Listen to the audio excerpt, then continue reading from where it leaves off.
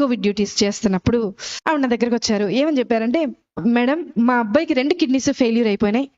ఆ 2 కిడ్నీస్ ట్రీట్మెంట్కి ఎక్కడికి వెళ్ళినా సరే అందరూ కోవిడ్ ట్రీట్మెంటే చేస్తున్నారు, కానీ మా అబ్బాయికి ట్రీట్మెంట్ చేయట్లేదు. మరి ఏదో ఒక విధంగా మీరు కొంచెం సిఫార్సు చేస్తే, మీ పై అధికారికి సిఫార్సు చేస్తే మా అబ్బాయిని అడ్మిట్ చేసుకుని, బెడ్స్ ఖాళీ లేవు.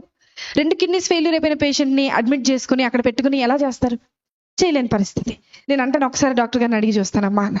డాక్టర్ గారిని అడిగితే డాక్టర్ గారు అన్నారు, 2 కిడ్నీల ట్రీట్మెంట్ ప్రస్తుతానికి మనం స్టార్ట్ చేయాలి అని అన్నా బేసిక్గా ఒక రోజుకి 24 గంటలకి 1.5 లక్షల రూపాయలు అవుతాయి. కార్పొరేట్ హాస్పిటల్ అది.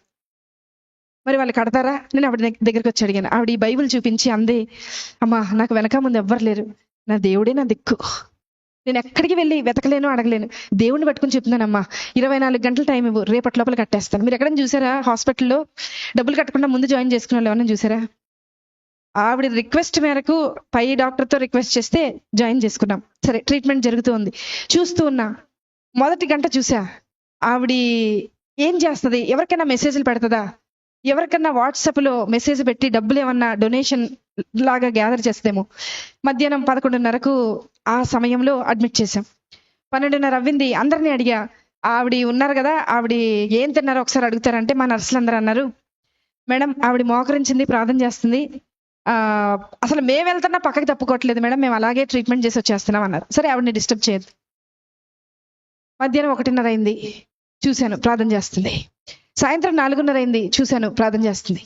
రాత్రి 6:30 అయింది, చూశాను ప్రార్థన చేస్తుంది. రాత్రి 9:30 అయింది, చూశాను ప్రార్థన చేస్తుంది. రాత్రి 11:30 అయింది. అంటే ఆవిడ మోకరించి 12 గంటలు అవుతుంది, ప్రార్థన చేస్తుంది. 1:30 రాత్రి, 1:30 అర్ధరాత్రి ప్రార్థన. ప్రొద్దున్న 4 నెక్స్ట్ డే స్టార్ట్ అయిపోతుంది, రౌండ్స్ స్టార్ట్ అయిపోతాయి, సెక్షన్ స్టార్ట్ అయిపోతుంది, అన్ని స్టార్ట్ అయిపోతాయి, ట్రీట్మెంట్ స్టార్ట్. మాకు స్టార్ట్ అయిపోయింది, కానీ ఆవిడకి మాత్రం ప్రార్థన ఎండవల. 7:30 ప్రార్థన. మరుసటి రోజు 8:30 ప్రార్థన. 9ంటికి బిల్ వచ్చేస్తుంది, జనరేట్ అయ్యి ఆ రోజుకి డే స్టార్ట్ అవ్వాల్సిన బిల్ వచ్చేస్తుంది. బిల్ వచ్చింది. అందరు పేషెంట్స్ రౌండ్స్ అయిపోయినాయి, ఈవిడ దగ్గరికి వెళ్ళాలి. నా పైన ఉన్న డాక్టర్ అడిగారు, అమ్మా ఆవిడ బిల్ కట్టారా అని అడిగారు. నేను చెప్పబోతున్నా, నాకు భయం వేస్తుంది. ఎందుకో తెలుసా, ఆవిడ కట్టకపోతే నేను కడతానని చెప్పాను ఆయనకి. కానీ ఆవిడ ప్రార్థన చూసి నేను అనుకున్నా, కనీసం ఒక 75% నేను కడదాం, ఏదో చైన్ ఉంటుంది కదా, మా ఆయనకి తెలియకుండా అమ్మేసి కట్టేసేద్దామని అనుకున్నా. తెలిస్తే ఒప్పుకోరు కదా అనుకున్నా. ఆవిడ దగ్గరికి వెళ్తున్నాం, స్థలం లేక స్టెప్స్ కింద పెట్టారు, ఒక స్ట్రక్చర్ వేసి అబ్బాయికి ట్రీట్మెంట్ చేస్తుంది. అక్కడికి వెళ్ళేలోపు, అడుగు అక్కడికి పెట్టేలోపు డాక్టర్ గారు అన్నారు, నా పక్కన డాక్టర్ గారు అన్నారు, మేడం హాస్పిటల్ అని అన్నారు.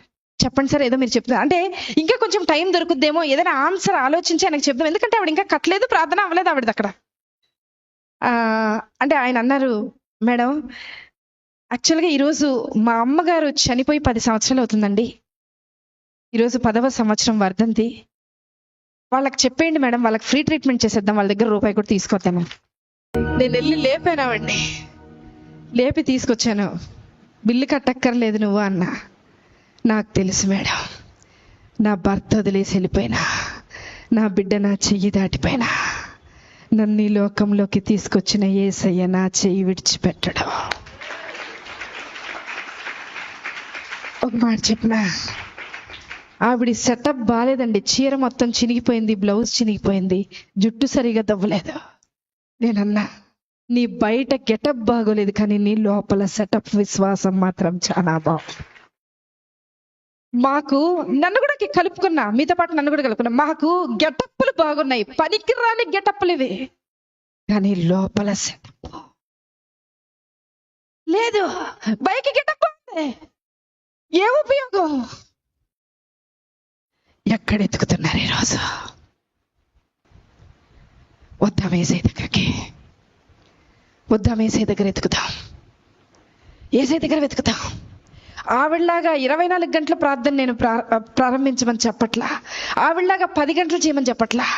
విసుకక్క ఆయన సన్నిధిని వెతుకుతూ ఉందాం, విసుకక్క వెతుకుతాం, మళ్ళీ మళ్ళీ వెతుకుతాం. ఖచ్చితంగా నిశ్చయముగా ఆయన నీ పక్షాన కార్యము జరిగించునుగాక. ఆమేన్.